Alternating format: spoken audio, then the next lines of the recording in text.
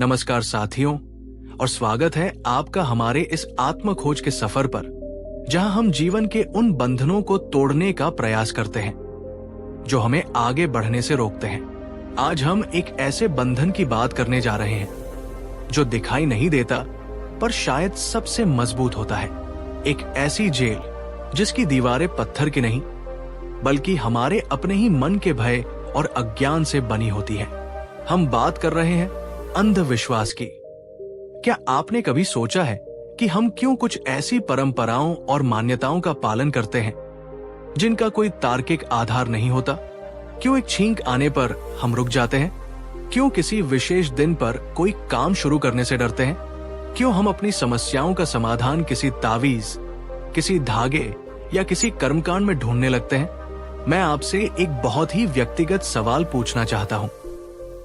क्या आप भी अपने जीवन में किसी ऐसी मान्यता या परंपरा का पालन करते हैं जिस पर आपका तर्क तो सवाल उठाता है पर आपका मन डर के कारण उसे छोड़ नहीं पाता? अगर हाँ, तो बिना किसी झिझक के कमेंट में सिर्फ हाँ लिखिए। ये स्वीकार करना ही मुक्ति की ओर पहला कदम है। आज हम समय के पार एक यात्रा पर चलेंगे और जानेंगे कि आज से 2500 साल पहले तथागत गौतम बुद्ध ने हमें अंधविश्वास की इन अदृश्य जंजीरों से मुक्त होने के लिए कौन सी 5 अमूल्य और क्रांतिकारी शिक्षाएं दी थी। ये शिक्षाएं सिर्फ उपदेश नहीं है, बल्कि वे आपके मन के लिए एक टॉर्च की तरह है जो अज्ञान के अंधेरे को चीरकर विवेक के प्रकाश को प्रकट कर सकती है। इस यात्रा में मेरे साथ अंत तक बने रहिएगा, क्योंकि हर एक शिक्षा एक कहानी और एक गहरे सत्य के साथ जुड़ी है, और 5वीं शिक्षा इस पूरे विषय का सार है। और हाँ, अगर आप चाहते हैं कि ऐसे ही जीवन को सही दिशा देने वाले, मन को मुक्त करने वाले विचार आप तक पहुंचते रहें, तो अभी हमारे चैनल को सब्सक्राइब कर लीजिए और उस नन्हे से बेल आइकॉन को प्रेम से स्पर्श कर दीजिए। संगीत में एक ठहराव और फिर ज्ञान और स्पष्टता की धुन। तो चलिए अपने मन के सारे डर और संशय को कुछ पल के लिए परे रखकर बुद्ध के उस विवेकपूर्ण मार्ग को समझने का प्रयास करते हैं। बुद्ध की पहली और सबसे क्रांतिकारी शिक्षा अंधविश्वास की जड़ पर ही प्रहार करती है। ये शिक्षा हमें कालाम सुत्त नामक एक प्रसिद्ध उपदेश में मिलती है, जिसे बौद्ध धर्म में स्वतंत्र विचार का घोषणा पत्र भी कहा जाता है। कहानी कुछ इस प्रकार है। एक बार गौतम बुद्ध अपने भिक्षु संघ के साथ यात्रा करते हुए केसपुत नामक एक कस्बे में पहुंचे, जहां कालाम वंश के लोग रहते थे।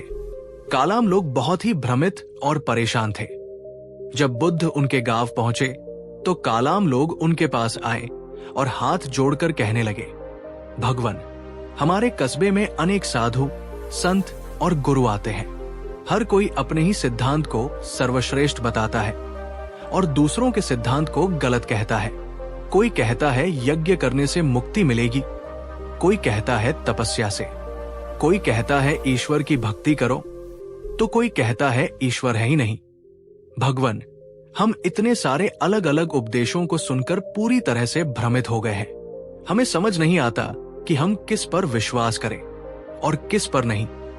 कृपा करके हमारा मार्गदर्शन करें और बताएं कि सत्य क्या है। अब जरा सोचिए, आज हमारी स्थिति भी तो उन कालामों जैसी ही है। इंटरनेट, टीवी और समाज में हमें हजारों तरह की सलाहें और मान्यताएं मिलती हैं। कोई कहता है ये रत्न पहनो, कोई कहता है उस दिशा में सिर रखकर सो, कोई कहता है ये टोटका करो। हम भी भ्रमित हो जाते हैं। उस समय बुद्ध उन कालामों को ये कह सकते थे, उन सब को छोड़ो और मेरी बात पर विश्वास करो, क्योंकि मुझे परम ज्ञान हुआ है। पर उन्होंने ऐसा नहीं कहा। उन्होंने जो कहा वो मानव इतिहास के सबसे शक्तिशाली और मुक्तिदायक वचनों में से एक है। बुद्ध ने कहा, हे कालामों, तुम्हारा भ्रमित होना स्वाभाविक है, तुम्हारी शंका उचित है। अब ध्यान से सुनो। किसी भी बात को केवल इसलिए मत मान लेना क्योंकि वो बार बार कही गई है, परंपरा है। किसी बात को केवल इसलिए मत मान लेना क्योंकि वह किसी प्राचीन धर्म ग्रंथ में लिखी है। किसी बात को केवल इसलिए मत मान लेना क्योंकि वो तर्क और अनुमान पर आधारित लगती है। किसी बात को केवल इसलिए मत मान लेना क्योंकि वह किसी प्रतिष्ठित या सम्मानित व्यक्ति, गुरु द्वारा कही गई है, और किसी बात को केवल इसलिए भी मत मान लेना क्योंकि वह मेरे बुद्ध के द्वारा कही गई है। ये सुनकर कालाम लोग हैरान रह गए। तो फिर सत्य को कैसे जाने? तब बुद्ध ने अंतिम और सबसे महत्वपूर्ण बात कही, हे कालामो, जब तुम किसी भी शिक्षा या सिद्धांत को स्वयं अपनी बुद्धि से जानो, अपनी प्रज्ञा से परखो और अपने अनुभव से ये पाओ कि ये बातें कुशल हैं, ये बातें निर्दोष हैं, इन पर चलने से मेरा और दूसरों का हित और सुख होता है, तो ही उन्हें स्वीकार करो और उन पर चलो।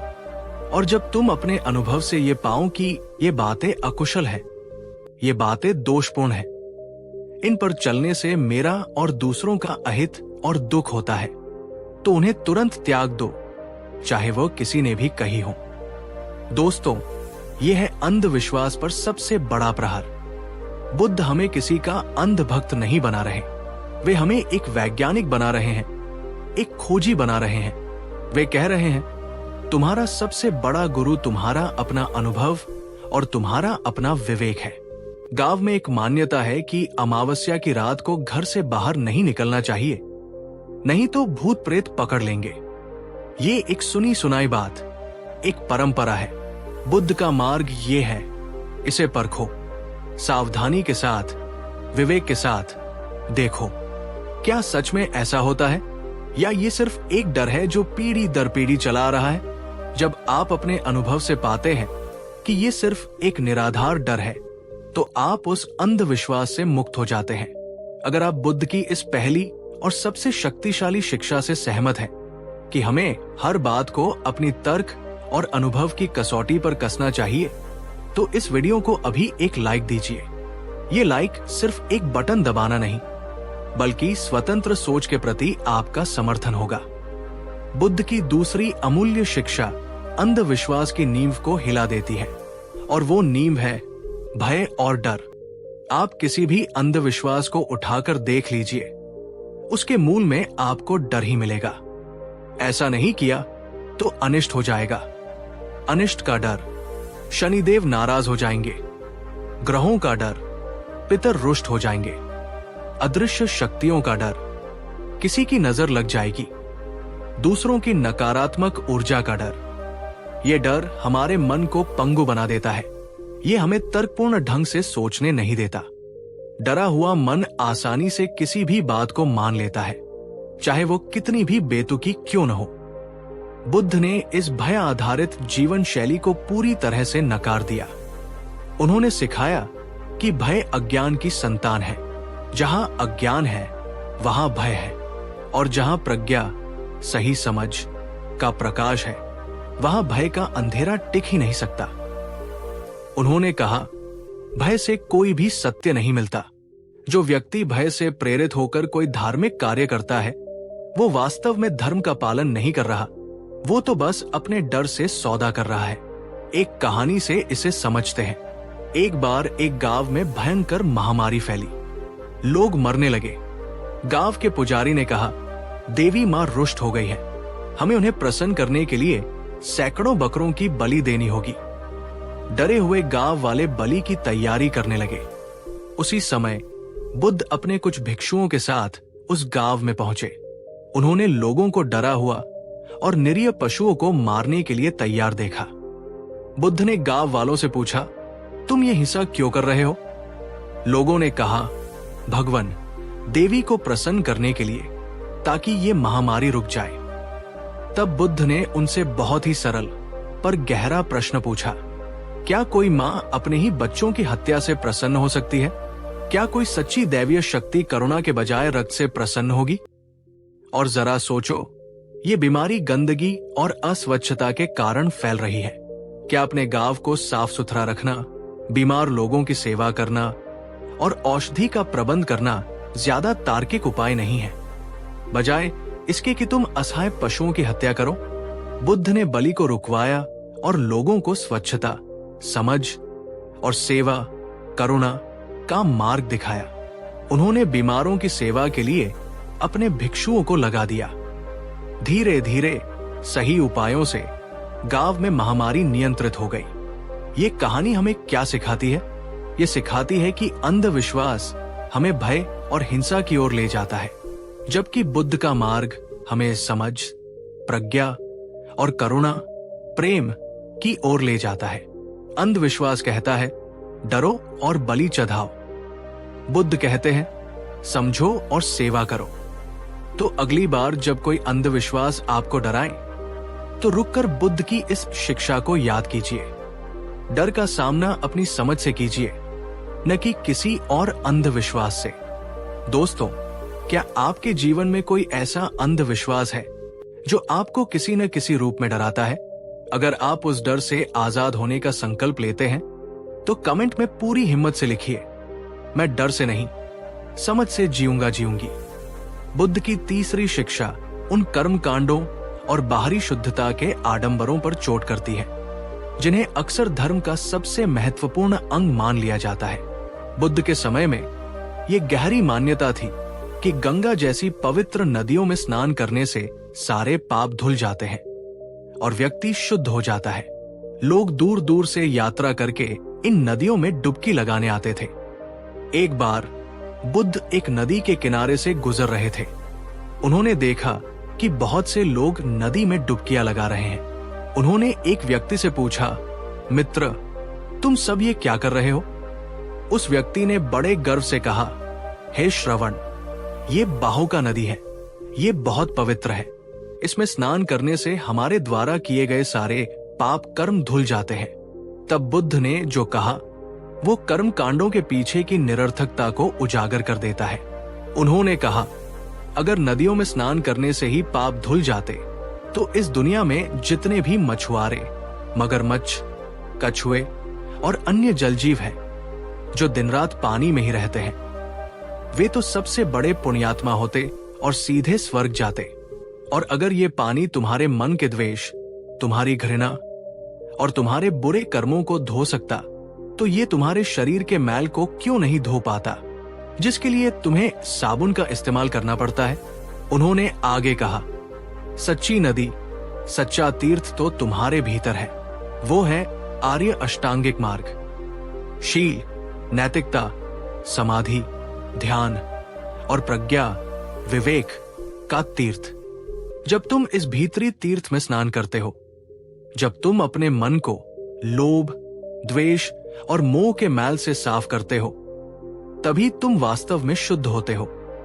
चाहे तुमने किसी बाहरी नदी में स्नान किया हो या न किया हो। बुद्ध ये नहीं कह रहे थे कि स्वच्छता बुरी चीज है। वे कह रहे थे कि बाहरी स्वच्छता को आंतरिक शुद्धता का विकल्प मान लेना एक बहुत बड़ा अंधविश्वास है। आप बाहर से कितने भी साफ सुथरे दिखें, कितने भी तिलक लगाएं, कितने भी पूजा पाठ करें, पर अगर आपके मन में क्रोध, ईर्ष्या, घृणा और बेईमानी भरी है तो वो सब कुछ व्यर्थ है, एक दिखावा मात्र है। सच्चा धर्म बाहरी कर्मकांड में नहीं, आंतरिक रूपांतरण में है। अगर आप बुद्ध की इस बात को गहराई से समझते हैं कि असली शुद्धता मन की होती है, शरीर की नहीं, तो इस वीडियो को अपने उन सभी दोस्तों और परिवारजनों के साथ शेयर कीजिए जो शायद बाहरी कर्मकांडों में ही उलझे रह गए हैं। शायद ये संदेश उन्हें धर्म के गहरे अर्थ को समझने में मदद करे। बुद्ध की चौथी शिक्षा आज के समय में शायद सबसे ज्यादा प्रासंगिक है। ये उन अंधविश्वासों पर प्रहार करती है जो शुभ अशुभ मुहूर्त, शकुन अपशकुन और ग्रहों के प्रभाव से जुड़े हैं। आज भी हम कोई बड़ा काम करने से पहले पंडित जी से मुहूर्त निकलवाते हैं। बिल्ली रास्ता काट जाए तो रुक जाते हैं। घर से निकलते समय कोई छींक दे तो अपशकुन मान लेते हैं। हमें लगता है कि हमारी सफलता या असफलता इन बाहरी संकेतों पर निर्भर करती है। बुद्ध ने इन सभी मान्यताओं को तिरच्छान विद्या कहा, जिसका अर्थ है निम्न स्तर का ज्ञान या अंधविश्वासी कलाएं। उन्होंने अपने भिक्षुओं को ज्योतिष, शकुन विचार और भविष्यवाणियां करने से सख्त मना किया था। क्यों? क्योंकि बुद्ध के अनुसार तुम्हारा भविष्य किसी ग्रहनक्षत्र या किसी बाहरी शकुन पर निर्भर नहीं करता। तुम्हारा भविष्य केवल और केवल एक चीज पर निर्भर करता है, और वो है तुम्हारा कर्म। एक बार किसी ने बुद्ध से पूछा, भगवान, कौन सा नक्षत्र, कौन सा दिन और कौन सा मुहूर्त सबसे शुभ होता है? बुद्ध ने उत्तर दिया, जिस क्षण तुम कोई कुशल कर्म, अच्छा काम करते हो, प्रेम और करुणा से भरा हुआ, सही समझ के साथ, वही क्षण तुम्हारे लिए सबसे शुभ मुहूर्त है। और जिस क्षण तुम कोई अकुशल कर्म, बुरा काम करते हो, घृणा, लोभ या अज्ञान से भरा हुआ, वही क्षण तुम्हारे लिए सबसे अशुभ मुहूर्त है, चाहे उस दिन पंचांग में कितनी भी अच्छी तिथि क्यों न लिखी हो। उन्होंने शकुन अपशकुन के बारे में कहा, सुबह उठकर किसी अच्छे व्यक्ति का मुख देखना शुभ शकुन नहीं है, बल्कि सुबह उठकर अपने मन में अच्छे विचार लाना, मैत्री और करुणा का भाव लाना, ये असली शुभ शकुन है। किसी उल्लू का बोलना या बिल्ली का रास्ता काटना अपशकुन नहीं है, बल्कि अपने मुख से कठोर वचन बोलना, किसी को धोखा देना या मन में बुरे विचार रखना, ये असली अपशकुन है। बुद्ध हमें शक्तिहीन बनाने वाली ज्योतिष और शकुन विद्या से निकालकर हमें अपने कर्मों का स्वामी बनाते हैं। वे कहते हैं, बाहर के ग्रहों को पूजने से बेहतर है अपने मन के विकारों को जीतो। तुम्हारा सबसे बड़ा ग्रह जो तुम्हारे जीवन को चलाता है, वो तुम्हारा अपना मन है। अगर तुमने अपने मन को साध लिया तो सारे ग्रह तुम्हारे अनुकूल हो जाएंगे। ये एक बहुत ही शक्तिशाली विचार है। क्या आप भी अक्सर मुहूर्त या शकुन अपशकुन के चक्कर में पड़कर अपने महत्वपूर्ण कामों को टाल देते हैं या बेवजह चिंतित हो जाते हैं? अगर आज से आप ये संकल्प लेते हैं कि मेरा शुभ मुहूर्त मेरा अच्छा कर्म है, तो कमेंट में ये पंक्ति जरूर लिखिए।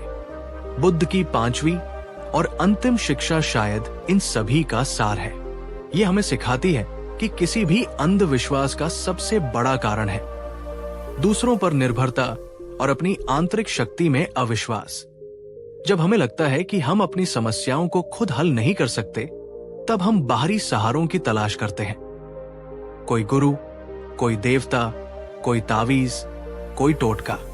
हम अपनी शक्ति किसी और को सौंप देते हैं और उसके चमत्कार का इंतजार करने लगते हैं। बुद्ध ने हमें त्रिरत्न की शरण में जाने का उपदेश दिया।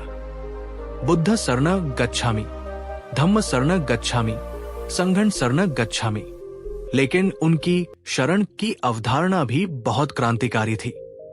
बुद्ध की शरण में जाने का मतलब किसी व्यक्ति विशेष की पूजा करना नहीं, बल्कि अपने भीतर की बुद्ध क्षमता में विश्वास करना है। धम्म की शरण में जाने का मतलब किसी किताब को पूजना नहीं, बल्कि प्रकृति के नियमों जैसे कर्म का नियम, अनित्यता को समझना और उनके अनुसार जीना है।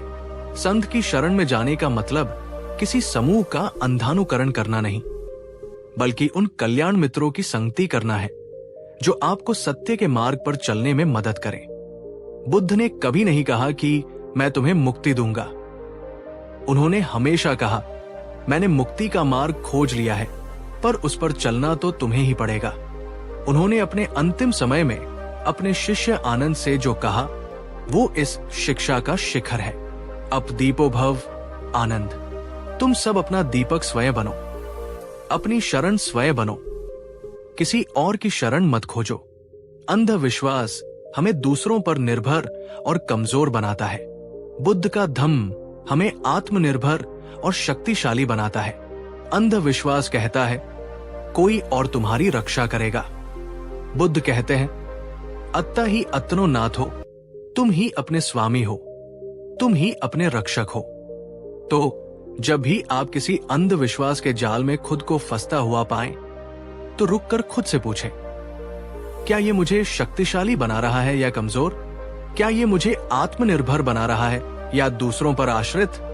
अगर जवाब कमजोर और आश्रित है, तो समझ लीजिए कि आप बुद्ध के मार्ग पर नहीं हैं। तो मेरे प्यारे साथियों, ये थी गौतम बुद्ध की वो 5 अमूल्य शिक्षाएं जो हमें हर प्रकार के अंधविश्वास, भय और बाहरी आडंबरों से मुक्त कर सकती है। 1. हर बात को अपने तर्क और अनुभव की कसौटी पर कसो। कालाम सुत्त। 2. भय और डर से नहीं, बल्कि समझ और करुणा के साथ जियो। 3. आंतरिक शुद्धता पर ध्यान दो, बाहरी कर्म कांडों पर नहीं। 4. तुम्हारा सबसे बड़ा मुहूर्त तुम्हारा अच्छा कर्म है, कोई ग्रह या शकुन नहीं। 5. आत्मनिर्भर बनो, अपना दीपक स्वयं बनो। बुद्ध का मार्ग किसी भी आस्था या परंपरा का अपमान नहीं करता। वो बस हमें आंखें खोलकर देखने के लिए कहता है। वो हमें भेड़ बनने के बजाय एक जागरूक इंसान बनने के लिए प्रेरित करता है। अब सवाल यह है, इन 5 शिक्षाओं में से कौन सी एक शिक्षा ने आपको सबसे ज्यादा प्रभावित किया और जिसे आप आज से ही अपने जीवन में लागू करने का प्रयास करेंगे? अपना जवाब नीचे कमेंट सेक्शन में जरूर साझा कीजिए। आपके विचार पढ़ना हम सबके लिए प्रेरणादायक होगा। दोस्तों, अगर आपको ये वीडियो ज्ञानवर्धक लगा हो, अगर इसने आपके मन के किसी कोने में विवेक का एक छोटा सा दीपक भी जलाया हो, तो कृपया इस वीडियो को लाइक करें। इसे अपने दोस्तों और परिवार के साथ शेयर करें ताकि ये संदेश उन तक भी पहुंचे जो शायद आज भी अंधविश्वास के अंधेरे में जी रहे हैं। और हाँ, ऐसे ही गहरे और जीवन को बदलने वाले संवादों के लिए हमारे चैनल को सब्सक्राइब करना बिल्कुल न भूलें। कहानी 2 एल। नमस्कार साथियों, और स्वागत है आपका हमारी इस नई जीवन को झकझोर देने वाली श्रृंखला में। आज हम एक ऐसे प्रश्न की गहराइयों में उतरने जा रहे हैं जिसने सदियों से इंसान को उलझा रखा है, उसे कभी लाचार बनाया है तो कभी उम्मीद दी है। वो प्रश्न है, क्या हमारा जीवन पहले से ही लिखा जा चुका है? क्या हमारी सफलता, हमारी असफलता, हमारा सुख, हमारा दुख, सब कुछ भाग्य की किताब में पहले से ही दर्ज है? क्या आपने कभी खुद को ये कहते हुए पाया है, मेरी किस्मत ही खराब है? या जब कुछ अच्छा होता है तो कहते हैं, ये सब भाग्य का खेल है। हम अपनी हथेलियों की लकीरों में, अपनी जन्म कुंडली के ग्रहों में और तांत्रिकों ज्योतिषियों के शब्दों में अपने भविष्य का खाका ढूंढते रहते हैं। हम ये मानकर बैठ जाते हैं कि जो होना है वो होकर रहेगा और हम उस नियति के हाथ की बस एक कठपुतली है। लेकिन क्या ये पूरा सच है? क्या हो अगर मैं आपसे कहूं कि आज से 2500 साल पहले एक महाज्ञानी ने इस भाग्य के भ्रम को सिरे से नकार दिया था? क्या हो अगर मैं आपसे कहूं कि उन्होंने हमें बताया था कि हम कठपुतलियां नहीं बल्कि अपने जीवन के शिल्पकार हैं? जी हाँ, आज हम अपनी यात्रा के पहले पड़ाव पर जानेंगे कि गौतम बुद्ध ने क्यों कहा था, अपने कर्मों पर भरोसा करो, भाग्य पर नहीं। ये सिर्फ एक उपदेश नहीं बल्कि एक पूरी कहानी है, एक ऐसे इंसान की कहानी जो भाग्य के जाल में फंसकर टूट चुका था और कैसे बुद्ध के एक सत्य ने उसे उसकी खोई हुई शक्ति वापस दिलाई। इस श्रृंखला के चारों एपिसोड एक दूसरे से जुड़े हैं, इसलिए इस यात्रा को पूरी तरह समझने के लिए हर एपिसोड को अंत तक ध्यान से सुनिएगा। और अगर आप चाहते हैं कि आपके जीवन की दिशा बदलने वाली ये ज्ञान गंगा आप तक निरंतर पहुंचती रहे, तो अभी हमारे चैनल को सब्सक्राइब कर लीजिए और बेल आइकॉन को दबाना न भूलें। तो चलिए अपने मन के सारे पूर्व ग्रहों को एक तरफ रखकर एक गहरी सांस लेते हैं और उस कहानी में प्रवेश करते हैं जो शायद आपके भाग्य को देखने का नजरिया हमेशा के लिए बदल दे। ये बात उस समय की है जब मगध का साम्राज्य अपनी समृद्धि के लिए जाना जाता था। उसी साम्राज्य के एक छोटे से गांव में हरिदास नाम का एक किसान रहता था। हरिदास मेहनती था, उसके इरादे नेक थे, पर उसका सबसे बड़ा शत्रु था उसका अपना विश्वास, भाग्य पर अटूट विश्वास। बचपन में एक ज्योतिषी ने उसकी कुंडली देखकर भविष्यवाणी की थी, इस बालक के भाग्य में आजीवन संघर्ष और दरिद्रता लिखी है। ये चाहे कितनी भी मेहनत कर ले, इसे कभी अपनी मेहनत का पूरा फल नहीं मिलेगा। इसका भाग्य ही प्रबल है। ये एक बात हरिदास के मन में जहर की तरह घुल गई थी। वो जब भी कोई काम करता, उसके मन में यही विचार कौंधता, क्या फायदा, किस्मत में तो गरीबी ही लिखी है। अगर फसल अच्छी होती तो वो कहता, ये तो बस संयोग है, अगली बार देखना, भाग्य अपना रंग जरूर दिखाएगा। और अगर फसल खराब हो जाती तो वो गहरी सांस लेकर कहता, देखा, मैंने कहा था ना, किस्मत के आगे किसी की नहीं चलती। धीरे धीरे इस नकारात्मक सोच ने उसकी मेहनत को भी दीमक की तरह चाटना शुरू कर दिया। वो सुबह खेत पर जाता तो था, पर उसके हाथों में वो ऊर्जा नहीं थी, उसके मन में वो लगन नहीं थी। वो बीज बोने से पहले ही ये मान लेता था कि इसमें से आधे तो उगेंगे ही नहीं। वो सिंचाई के लिए नहर खोदने से पहले ही सोच लेता था कि इस साल तो सूखा ही पड़ेगा। उसके पड़ोसी किसान, जो उससे कम साधन संपन्न थे, अपनी सूझबूझ और कड़ी मेहनत से हर साल अपनी स्थिति सुधार रहे थे। पर हरिदास वही का वही था, बल्कि और भी गर्त में धंसता जा रहा था। उसका घर टूटने लगा था, उसके बच्चे भूखे रहने लगे थे और उसकी पत्नी की आंखों में हमेशा चिंता तैरती रहती थी। वो अक्सर अपनी हथेलियों की उलझी हुई लकीरों को घंटों तक घूरता रहता और बड़बड़ाता, हे विधाता, जब मेरे भाग्य में यही सब लिखना था तो मुझे जन्म ही क्यों दिया। वो भाग्य का कैदी बन चुका था, एक ऐसी अदृश्य जेल में बंद, जिसकी दीवारें किसी और ने नहीं, उसके अपने ही विश्वास ने खड़ी की थी। वो कर्म करने से पहले ही भाग्य के नाम पर हार मान लेता था। दोस्तों, एक पल रुककर ईमानदारी से सोचिए, क्या आपके जीवन में भी कोई ऐसा भाग्य का लेख है जिसे आप सच मानकर बैठ गए हैं? क्या किसी की कही हुई कोई नकारात्मक बात या कोई पुरानी असफलता आपको आगे बढ़ने से रोक रही है? अगर हाँ, तो कमेंट में सिर्फ हाँ लिखिए। ये स्वीकार करना ही बदलाव की पहली सीढ़ी है।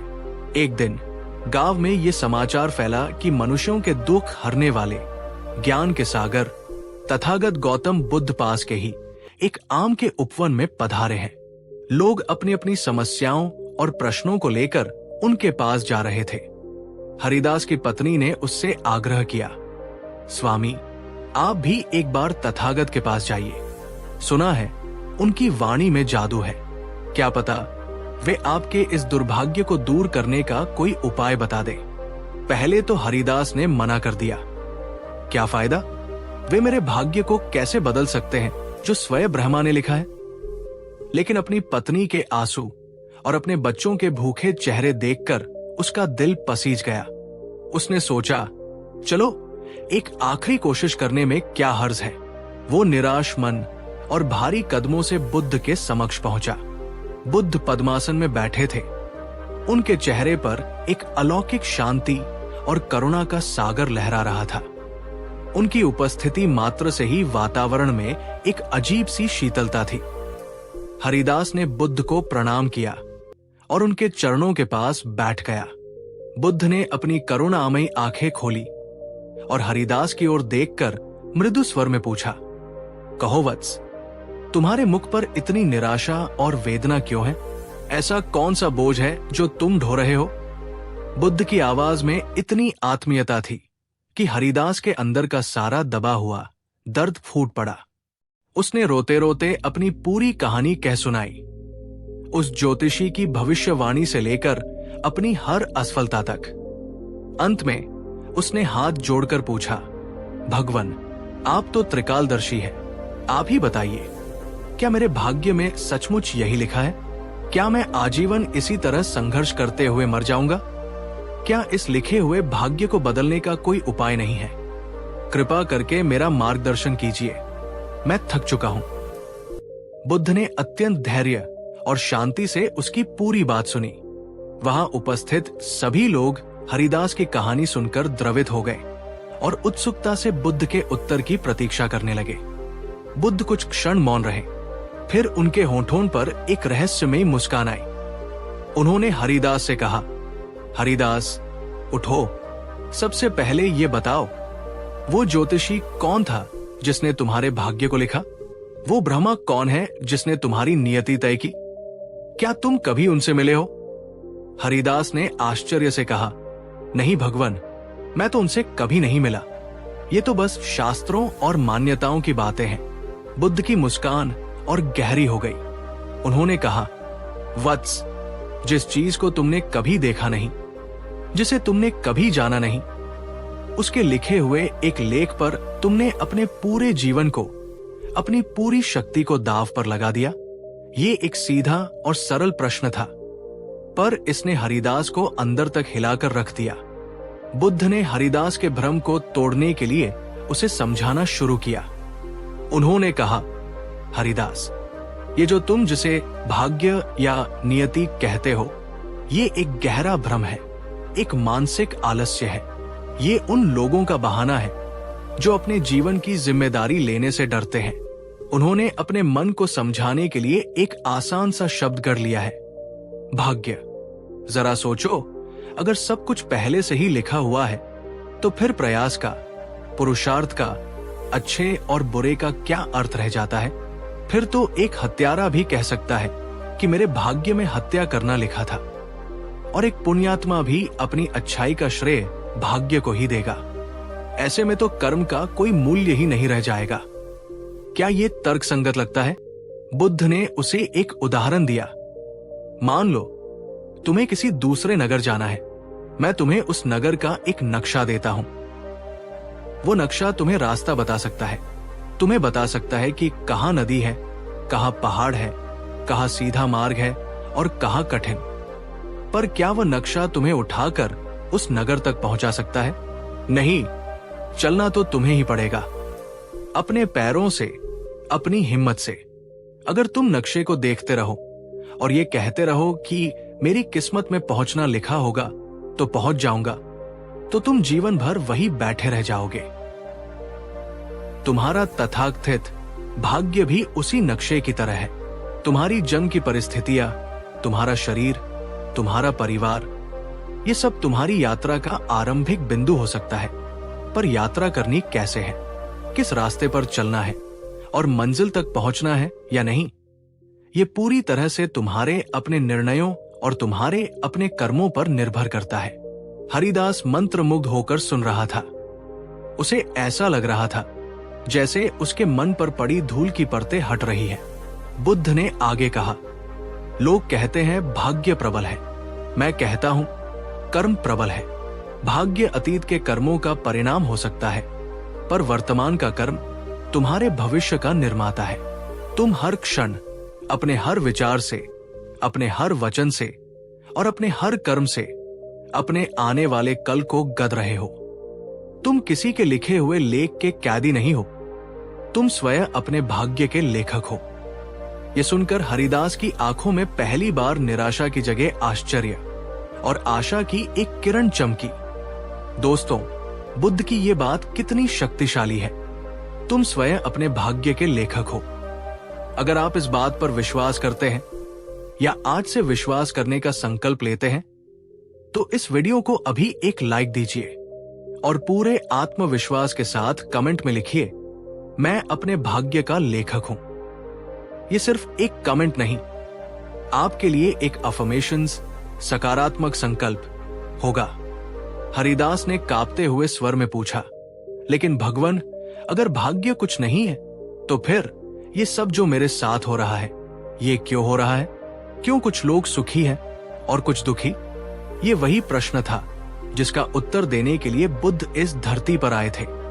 उन्होंने कर्म के गहन पर सरल सिद्धांत को समझाना शुरू किया। बुद्ध बोले, हरिदास, इसका कारण भाग्य नहीं, कर्म का विधान है। ये प्रकृति का एक अटल नियम है, जैसे गुरुत्वाकर्षण का नियम। ये किसी भगवान या ब्रह्मा द्वारा नहीं चलाया जाता, ये स्वतः ही संचालित होता है। इसे एक सरल उदाहरण से समझो। तुम एक किसान हो, तुम बीजों को भली भांति समझते हो। अगर तुम आम का बीज बोओगे तो तुम्हें क्या मिलेगा? हरिदास ने कहा, भगवान, आम का पेड़ मिलेगा। बुद्ध ने पूछा, और अगर तुम नीम का कड़वा बीज बोओगे तो? हरिदास बोला, तो कड़वा नीम ही उगेगा। भगवान। बुद्ध ने कहा, क्या ऐसा कभी हो सकता है कि तुम बीज तो नीम का बो, पर तुम्हारी किस्मत बहुत अच्छी हो इसलिए तुम्हें मीठे आम का फल मिल जाए, या तुम बीज आम का बो पर तुम्हारा भाग्य खराब हो इसलिए उस पर कड़वे नीम लग जाएं? हरिदास ने सिर हिलाकर कहा, नहीं भगवान, ऐसा असंभव है। जैसा बीज होगा वैसा ही फल मिलेगा। ये तो प्रकृति का सीधा सा नियम है। बुद्ध के चेहरे पर एक दीप्ति छा गई। उन्होंने कहा, बस हरिदास, तुमने कर्म के विधान को समझ लिया। जैसे खेत में होता है वैसे ही जीवन में होता है। तुम्हारे विचार, तुम्हारे वचन और तुम्हारे कार्य, ये सब बीजों की तरह है। अगर तुम अपने मन में क्रोध, घृणा, ईर्ष्या और आलस्य के बीज बोओगे तो तुम्हारे जीवन में दुखों और असफलताओं के कड़वे फल ही उगेंगे। कोई भाग्य या कोई देवता इसे बदल नहीं सकता। और अगर तुम अपने मन में प्रेम, करुणा, दया, परिश्रम और साहस के बीज बोओगे तो तुम्हारे जीवन में सुख, शांति और सफलता के मीठे फल अवश्य लगेंगे। कोई दुर्भाग्य या कोई श्राप इसे रोक नहीं सकता।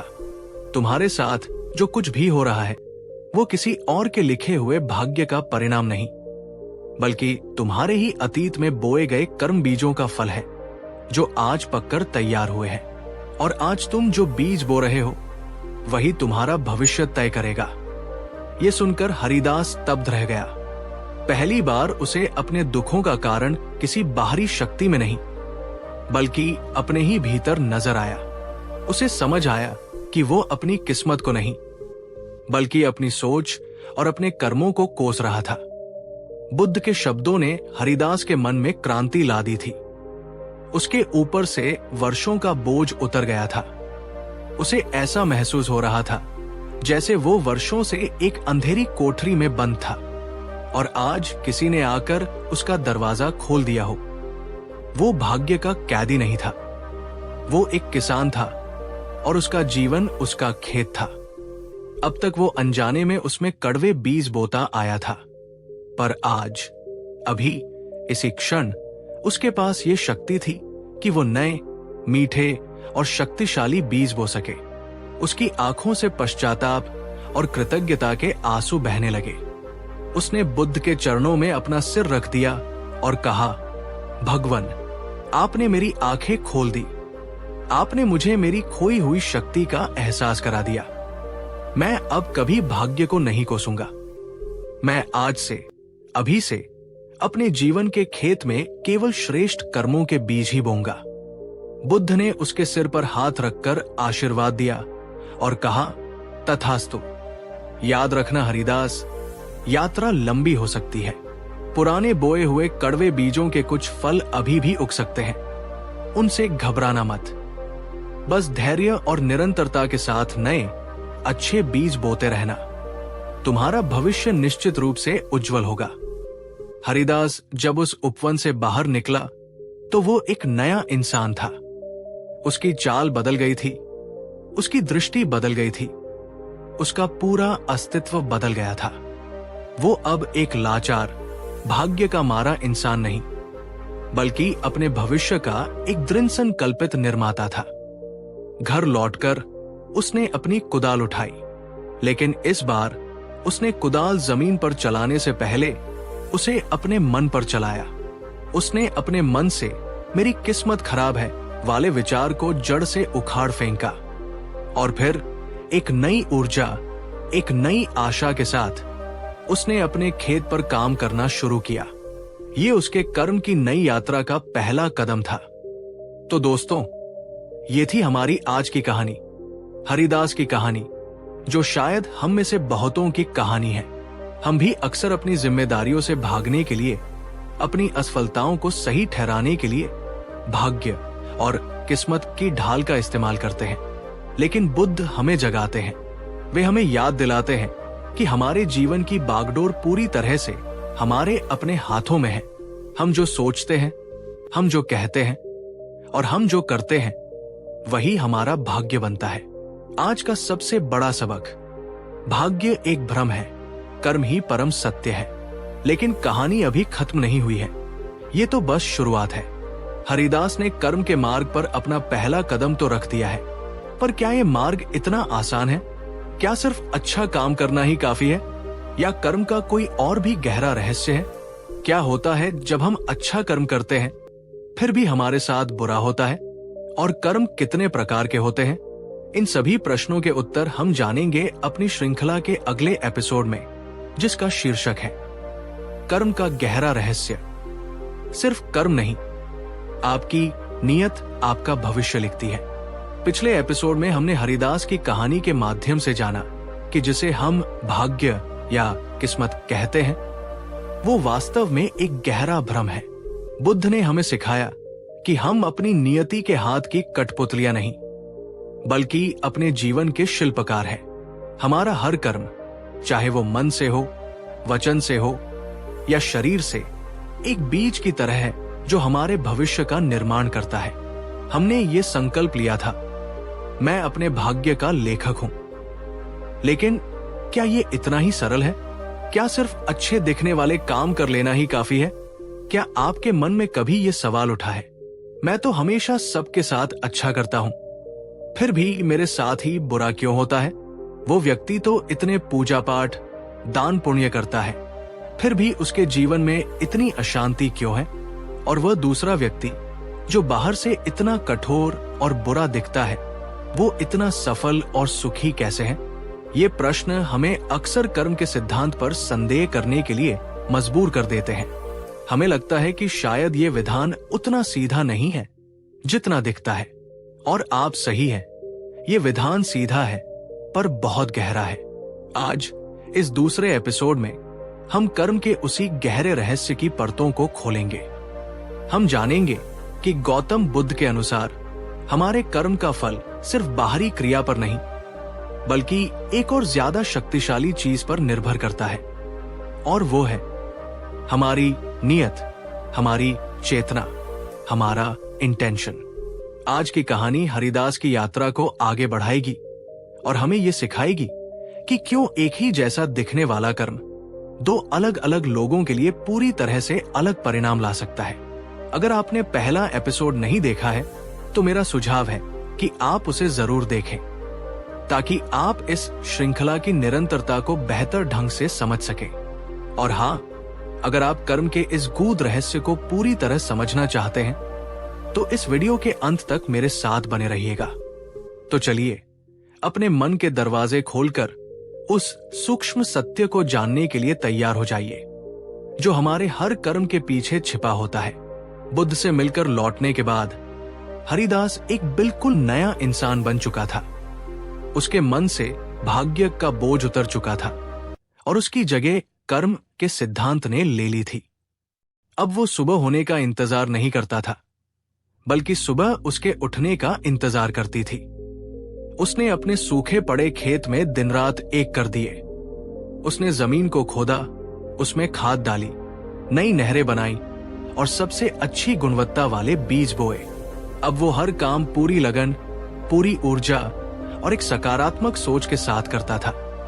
वो बीज बोते हुए ये नहीं सोचता था कि ये उगेगा या नहीं, बल्कि ये सोचता था कि मैं इसे उगाने के लिए अपनी पूरी शक्ति लगा दूंगा। उसकी इस बदली हुई ऊर्जा का असर उसके परिवार पर भी पड़ा। उसकी पत्नी अब ज्यादा खुश रहने लगी। उसके बच्चे भी उसके काम में हाथ बंटाने लगे। गांव के जो लोग पहले उसे भाग्य का मारा कहकर उसका उपहास उड़ाते थे, अब वे उसकी मेहनत देखकर आश्चर्यचकित थे। कुछ महीनों की अथक मेहनत के बाद परिणाम दिखने शुरू हुए। उसका खेत, जो कभी बंजर और वीरान दिखता था, अब हरी भरी फसल से लहला रहा था। वैसी फसल उस गांव में किसी और की नहीं थी। जब फसल कटी तो उसे उम्मीद से कई गुना ज्यादा अनाज मिला। उसने अपना सारा कर्ज चुका दिया, घर की मरम्मत करवाई और कई वर्षों बाद उसके परिवार ने भरपेट भोजन किया। हरिदास की आंखों में खुशी के आंसू थे। उसने मन ही मन बुद्ध को प्रणाम किया और सोचा, तथागत ने सत्य ही कहा था, कर्म ही प्रबल है। जैसा मैंने बोया वैसा ही मैंने काटा। लेकिन कहानी यहां एक नया मोड़ लेती है। उसी गांव में एक और व्यक्ति रहता था जिसका नाम था धनपाल। धनपाल गांव का सबसे अमीर सेठ था। वो बहुत धार्मिक भी था। वो रोज मंदिर जाता, बड़े बड़े दान देता, साधु संतों के लिए विशाल भंडारे आयोजित करता और हमेशा मीठी मीठी बातें करता। बाहर से देखने पर वो एक आदर्श पुण्यात्मा व्यक्ति लगता था। हरिदास ने जब अपनी फसल का एक हिस्सा गांव के गरीबों में बांटने का निश्चय किया, तो धनपाल ने भी एक बड़े भंडारे का आयोजन किया। हरिदास ने अपने छोटे से आंगन में कुछ भूखे परिवारों को प्रेम से भोजन कराया। वही धनपाल ने पूरे गांव को भोजन कराया, जिसमें बड़े बड़े अधिकारी और प्रतिष्ठित लोग भी शामिल थे। हरिदास ने सोचा, धनपाल सेठ कितने पुण्यात्मा हैं। वे मुझसे कहीं ज्यादा बड़े और अच्छे कर्म कर रहे हैं। उनका भविष्य तो निश्चित ही बहुत उज्जवल होगा। पर कुछ ही समय बाद गांव में एक अजीब घटना घटी। धनपाल सेठ का इकलौता बेटा एक गंभीर बीमारी से ग्रस्त हो गया। सेठ ने देश के बड़े बड़े वैद्यों को बुलाया, पानी की तरह पैसा बहाया, मंदिरों में मन्नतें मांगी और भी बड़े बड़े दान पुण्य किए, पर उसका बेटा ठीक नहीं हुआ। धनपाल दिन रात चिंता और दुख में घुलने लगा। उसकी सारी संपत्ति और सारे पुण्य कर्म उसे शांति का एक क्षण भी नहीं दे पा रहे थे। ये देखकर हरिदास एक गहरे भ्रम में पड़ गया। वो सोचने लगा, ये कैसा विधान है। मैंने तो अभी कुछ ही अच्छे कर्म करने शुरू किए हैं और मेरा जीवन संवर गया। और धनपाल सेठ, जो जीवन भर इतने पुण्य कर्म करते आए, वे इतने गहरे दुख में क्यों डूब गए? क्या बुद्ध का बताया कर्म का सिद्धांत अधूरा है, या इसमें कोई और भी गहरा रहस्य छिपा है? इस पहेली को सुलझाने के लिए हरिदास ने एक बार फिर तथागत की शरण में जाने का निश्चय किया। दोस्तों, क्या आपके मन में भी कभी हरिदास जैसा ही सवाल उठा है? क्या आपने भी कभी किसी अच्छे व्यक्ति को कष्ट में और किसी बुरे व्यक्ति को सुख में देखकर कर्म के विधान पर प्रश्न उठाया है? कमेंट में अपनी राय जरूर साझा करें। क्या आपको लगता है कि सिर्फ बाहरी कर्म ही काफी है, या कुछ और भी है जो मायने रखता है? हरिदास जब दूसरी बार बुद्ध के पास पहुंचा, तो उसके चेहरे पर पहली बार वाली निराशा नहीं थी, बल्कि एक गहरी जिज्ञासा और उलझन थी। उसने बुद्ध को प्रणाम किया और अपनी सफलता की कहानी सुनाई और उनके प्रति अपनी कृतज्ञता व्यक्त की। बुद्ध उसकी प्रगति देखकर प्रसन्न हुए। उन्होंने कहा, हरिदास, ये तुम्हारे ही पुरुषार्थ का फल है। तुमने सही बीज बोए, इसलिए तुम्हें मीठे फल मिले। तब हरिदास ने संकोच के साथ अपनी उलझन व्यक्त की। उसने धनपाल सेठ की कहानी सुनाई, उसके पुण्य कर्मों की, और फिर उसके बेटे की बीमारी और उसके अपने दुख की। अंत में उसने पूछा, भगवान, मैं ये नहीं समझ पा रहा हूं। धनपाल सेठ के कर्म तो मेरे कर्मों से कहीं ज्यादा बड़े और श्रेष्ठ दिखते हैं, फिर भी वे इतने अशांत और दुखी क्यों हैं? और मुझे इतने कम प्रयास में ही सुख और शांति क्यों मिल रही है? कृपा करके कर्म के इस रहस्य को समझाइए। मेरा मन बहुत व्याकुल है। ये प्रश्न सुनकर बुद्ध के चेहरे पर एक गंभीर पर शांत भाव आया। वे समझ गए कि अब हरिदास को कर्म के दूसरे और ज्यादा सूक्ष्म सत्य को बताने का सही समय आ गया है। बुद्ध ने कहा, हरिदास, तुम बाहरी क्रियाओं को देखकर भ्रमित हो रहे हो। कर्म का विधान इतना सतही नहीं है। वो किसी तराजू की तरह तुम्हारे कर्मों को नहीं तौलता कि किसने 1 किलो दान दिया और किसने 10 किलो। कर्म का विधान तो उस मूल को देखता है जहां से कर्म का जन्म होता है, और कर्म का जन्म होता है चेतना से, जिसे तुम आम भाषा में नियत या इंटेंशन कहते हो। बुद्ध ने अपनी बात को स्पष्ट करने के लिए कहा, एक ही क्रिया, बिल्कुल एक जैसी दिखने वाली क्रिया, 2 अलग अलग नियतों से की जा सकती है, और इसीलिए उनके परिणाम भी आकाश पाताल जितने भिन्न होते हैं। कर्म केवल वो नहीं है जो तुम शरीर से करते हो। कर्म एक त्रिआयामी प्रक्रिया है, मन, वचन और काय, शरीर। और इन तीनों में भी मन अर्थात तुम्हारी चेतना, तुम्हारी नियत ही सबसे प्रधान है।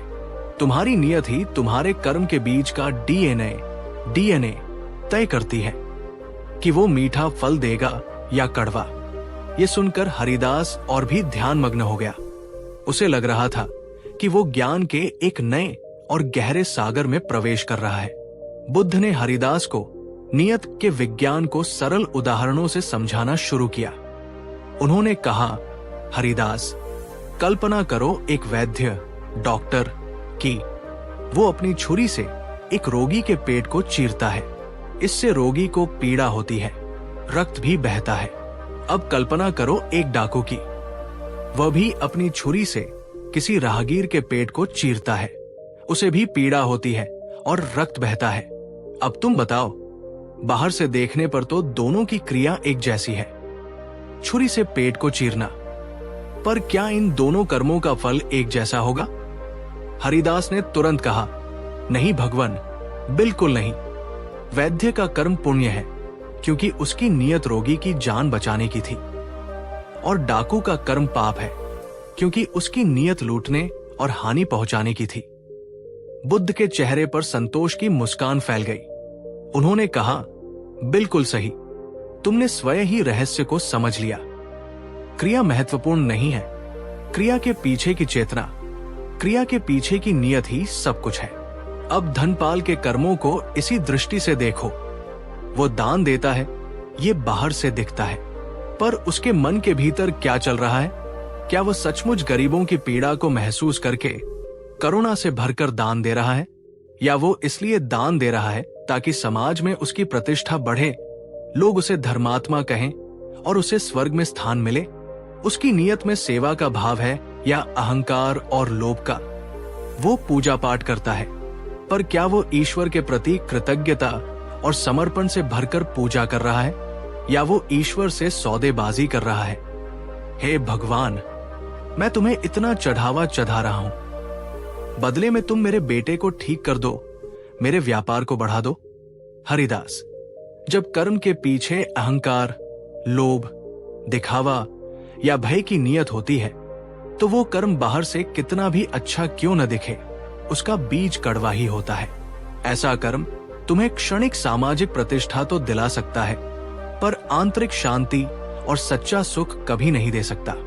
इसीलिए इतने पुण्य कर्म करने के बावजूद धनपाल का मन अशांत और दुखों से भरा है, क्योंकि उसके कर्मों की नींव ही अशुद्ध चेतना पर रखी है। अब अपने कर्मों को देखो। तुमने अपनी फसल का एक छोटा सा हिस्सा ही बांटा, पर तुमने उसे सच्चे हृदय से उन लोगों की पीड़ा को महसूस करके, बिना किसी दिखावे या अपेक्षा के बांटा। तुम्हारी नियत शुद्ध थी, करुणा से भरी थी, इसलिए तुम्हारा वो छोटा सा कर्म भी धनपाल के बड़े बड़े भंडारों से कहीं ज्यादा शक्तिशाली और पुण्यदायी हो गया। तुम्हारे उस कर्म ने तुम्हें न केवल बाहरी समृद्धि दी, बल्कि उससे भी कीमती आंतरिक शांति और संतोष प्रदान किया। ये सुनकर हरिदास की आंखें खुल गई। उसे समझ आया कि कर्म का गणित दुनिया के गणित से बिल्कुल अलग है। यहां मात्रा, क्वांटिटी नहीं, बल्कि गुणवत्ता, क्वालिटी मायने रखती है, और गुणवत्ता तय होती है हमारी नियत से। दोस्तों, बुद्ध की ये शिक्षा हमें आत्मनिरीक्षण के लिए मजबूर करती है। जरा सोचिए, हम दिन भर में जो भी काम करते हैं, चाहे ऑफिस में, घर में या समाज में, उनके पीछे हमारी असली नियत क्या होती है? क्या हम सिर्फ अपना फायदा देख रहे हैं, या उसमें सच में सेवा और प्रेम का भाव है? अगर बुद्ध की ये बात आपको गहरी और सच्ची लगी हो, तो इस वीडियो को अभी एक लाइक दीजिए और कमेंट में लिखिए, नियत ही कर्म का मूल है। बुद्ध ने हरिदास को कर्म के विधान को और भी स्पष्ट करने के लिए कर्मों का वर्गीकरण समझाया। उन्होंने कहा, हरिदास, कर्मों को अच्छा या बुरा, पाप या पुण्य कहने से बेहतर है उन्हें कुशल और अकुशल कर्म कहना। अकुशल कर्म वे हैं जो दुख को जन्म देते हैं, तुम्हारे लिए भी और दूसरों के लिए भी। और सारे अकुशल कर्मों की जड़ में केवल 3 मानसिक जहर होते हैं: लोभ, द्वेष, बटा और मोह। जब तुम लोभ से प्रेरित होकर कोई कर्म करते हो, जैसे धनपाल का स्वर्ग का लोभ, या द्वेष से प्रेरित होकर, जैसे किसी को हानि पहुंचाना, या मोह से प्रेरित होकर, जैसे अज्ञानतावश किसी गलत धारणा को पकड़कर बैठ जाना, तो वो कर्म अकुशल होता है। वो तुम्हें पीड़ा और बंधन की ओर ही ले जाएगा। इसके विपरीत कुशल कर्म वे हैं जो सुख और शांति को जन्म देते हैं, तुम्हारे लिए भी और दूसरों के लिए भी। और सारे कुशल कर्मों की जड़ में भी केवल 3 अमृत तत्व होते हैं। अलोभ, उदारता दान, अद्वेष, प्रेम मैत्री करुणा और अमोह, प्रज्ञा ज्ञान समझ। जब तुम उदारता की नियत से कोई कर्म करते हो या प्रेम और करुणा की नियत से या सही समझ और ज्ञान के साथ, तो वो कर्म कुशल होता है। वो तुम्हें मुक्ति और आनंद की ओर ले जाएगा। इसलिए हरिदास, जब भी कोई कर्म करने चलो तो अपने आप से ये 3 प्रश्न पूछो। 1, मैं ये कर्म क्यों कर रहा हूं? मेरी असली नियत क्या है? 2, क्या इस कर्म की जड़ में लोभ, द्वेष या मोह तो नहीं है? 3, क्या इस कर्म से मेरा और दूसरों का तात्कालिक और दीर्घकालिक हित होगा? अगर तुम्हें इन प्रश्नों के उत्तर सकारात्मक और शुद्ध मिले तो समझ लेना कि तुम एक कुशल कर्म कर रहे हो, जिसका फल निश्चित ही मधुर होगा। बुद्ध की ये शिक्षा एक कंपास, दिशा सूचक यंत्र की तरह थी, जो हरिदास को अब जीवन के हर मोड़ पर सही और गलत कर्म का भेद बता सकती थी। उसे समझ आ गया था कि सिर्फ क्रियाओं को सुधारना काफी नहीं है। असली काम तो अपनी नियत को, अपने मन को शुद्ध करने का है। बुद्ध से कर्म का ये गहरा रहस्य जानकर हरिदास का हृदय कृतज्ञता से भर गया। उसे अब अपने प्रश्नों का उत्तर मिल चुका था। उसे समझ आ गया था कि कर्म का विधान अंधा नहीं है, ये तो विज्ञान से भी ज्यादा सटीक और न्यायपूर्ण है। उसने बुद्ध को वचन दिया, भगवन, अब मैं न केवल अपने बाहरी कर्मों को, बल्कि अपने मन के हर विचार और हर भावना के प्रति भी जागरूक रहूंगा। मैं अपने मन के खेत से लोभ, द्वेष और मोह के खरपतवार को निरंतर उखाड़ता रहूंगा और उसमें प्रेम, करुणा और प्रज्ञा के बीज बोऊंगा। जब हरिदास गांव लौटा तो उसके अंदर एक और भी गहरा परिवर्तन आ चुका था। अब वो सिर्फ एक मेहनती किसान नहीं, बल्कि एक जागरूक और ज्ञानी कर्मयोगी बन गया था। वो अब हर काम को एक सेवा की तरह करता। वो अपने बैलों को चारा डालते हुए उनके प्रति कृतज्ञता महसूस करता। वो अपनी पत्नी के लिए पानी भरते हुए उसके प्रति प्रेम महसूस करता। वो अपने बच्चों को सिखाते हुए उनके भविष्य के प्रति करुणा महसूस करता। यहाँ तक कि जब उसने धनपाल सेठ को दुखी देखा तो उसके मन में ये विचार नहीं आया कि देखो, इसे अपने अहंकार का फल मिला, बल्कि उसके मन में धनपाल के प्रति सच्ची करुणा जागी। वो उसके पास गया, उसके दुख में शामिल हुआ और उसे सांत्वना दी। उसने धनपाल को ये नहीं बताया कि तुम्हारे कर्मों में खोट है, बल्कि सिर्फ एक मित्र की तरह उसका हाथ थाम लिया। हरिदास का ये निस्वार्थ करुणा का कर्म शायद उसके खेत में की गई मेहनत से भी बड़ा कुशल कर्म था। उसने जान लिया था कि सबसे बड़ा कर्म है अपने मन को शुद्ध रखना और सभी प्राणियों के प्रति मैत्री का भाव रखना। तो दोस्तों, आज हरिदास की यात्रा ने हमें कर्म के एक और गहरे स्तर पर पहुंचा दिया। हमने सीखा कि हमारे कर्मों की बाहरी शक्ल सूरत से कहीं ज्यादा महत्वपूर्ण है उसके पीछे छिपी हमारी नियत, हमारी चेतना। आज का सबसे बड़ा सबक, कर्म का फल क्रिया से नहीं, चेतना से तय होता है। एक शुद्ध नियत से किया गया छोटा सा काम भी अशुद्ध नियत से किए गए बड़े बड़े यज्ञों और दानों से श्रेष्ठ है। लेकिन कर्म का रहस्य अभी भी पूरी तरह से नहीं खुला है। अगर हमारी नियत ही सब कुछ है, तो क्या अतीत में की गई गलतियों का, अशुद्ध नियत से किए गए कर्मों का कोई प्रायश्चित है? क्या पुराने बुरे कर्मों के फल को मिटाया जा सकता है या उन्हें भोगना ही पड़ेगा? और ये जो कर्म फल है, ये हमें मिलता कब और कैसे है? क्या इसका कोई समय निर्धारित है? इन सभी जटिल और महत्वपूर्ण प्रश्नों के उत्तर हम जानेंगे अपनी श्रृंखला के तीसरे एपिसोड में, जिसका शीर्षक है क्या पुराने कर्मों का फल मिट सकता है? बुद्ध ने बताया कर्म शुद्धि का मार्ग। पिछले 2 एपिसोड्स में हमने बुद्ध के दिखाए मार्ग पर चलते हुए ये समझा कि भाग्य केवल एक मन का भ्रम है और हमारे जीवन की बागडोर पूरी तरह से हमारे कर्मों के हाथ में है। हमने ये भी जाना कि कर्म का फल बाहरी क्रिया से नहीं, बल्कि हमारी आंतरिक नियत या चेतना से तय होता है। लेकिन जब हम अपने भीतर झांकते हैं, जब हम अपने अतीत के पन्नों को पलटते हैं, तो एक बहुत ही असहज और चुभने वाला प्रश्न हमारे सामने खड़ा हो जाता है। उन कर्मों का क्या जो हम अतीत में कर चुके हैं? उन गलतियों का क्या जो हमने अज्ञानतावश, क्रोध में या लोभ में आकर की थी? उन कड़वे बीजों का क्या जिन्हें हम जाने अनजाने अपने जीवन के खेत में बो चुके हैं? क्या हमें उनके कड़वे फलों को भोगने के लिए विवश होना ही पड़ेगा?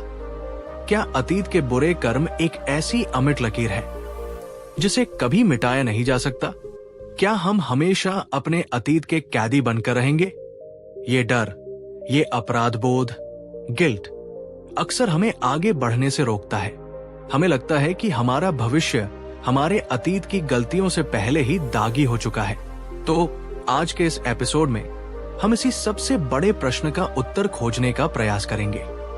हम जानेंगे कि गौतम बुद्ध ने कर्मफल की इस जटिल गुत्थी को कैसे सुलझाया। क्या पुराने कर्मों के फल को पूरी तरह से मिटाया जा सकता है या उसे कम किया जा सकता है? और अगर हाँ, तो उसका मार्ग क्या है? आज की कहानी में हम हरिदास और धनपाल सेठ के जीवन में और गहरे उतरेंगे और एक नए अत्यंत महत्वपूर्ण पात्र से मिलेंगे जो हमें कर्म शुद्धि का मार्ग दिखाएगा। ये एपिसोड आत्मग्लानि और अतीत के बोझ से मुक्ति पाने की कुंजी हो सकता है, इसलिए इसे पूरे ध्यान और खुले मन से अंत तक जरूर सुनिएगा। तो चलिए अपने अतीत के सायों से बाहर निकलकर वर्तमान की शक्ति को समझने की इस यात्रा पर आगे बढ़ते हैं। बुद्ध से कर्म और नियत का गहरा रहस्य जानकर लौटने के बाद हरिदास के जीवन में मानो वसंत आ गया था। वो अब न केवल कड़ी मेहनत करता, बल्कि हर काम को पूरी जागरूकता, प्रेम और करुणा के साथ करता। उसका जीवन एक सतत साधना बन गया था। उसकी समृद्धि दिन प्रतिदिन बढ़ रही थी, पर उससे भी ज्यादा बढ़ रही थी उसके मन की शांति और संतोष।